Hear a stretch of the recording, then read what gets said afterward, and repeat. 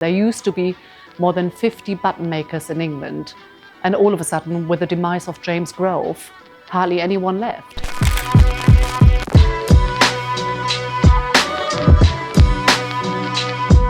Well, the reason why we started this business is actually quite a funny one, because I have absolutely no idea of how to make buttons when we started, and I said to my husband, "You are absolutely crazy." So David said, "Come on, Andrea, let's do it. We'll cut a check and we'll buy these machines and we'll rescue button turning in England." And I said, "You are crazy, you have absolutely no idea." Yes, we just wanted to make this work. The passion behind this is to really revive the last button turning skills that are still available in England.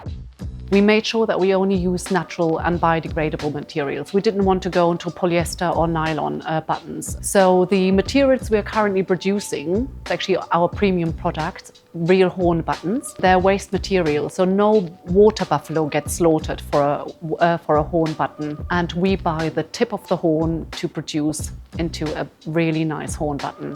Personally, love to see for the future of the fashion industry is actually that larger brands are going to commit to produce with UK-based manufacturers again. There are now 380 manufacturers around and not 3,000 as there used to be. And that's what I really would love to see for the future. More commitment of the large brands to work with manufacturers in their own countries. It's really fun working with local manufacturers and factories, because you can just jump in a car, pick up the phone and talk to them and see your garments being made. It's amazing. You don't have to fly to the other side of the world.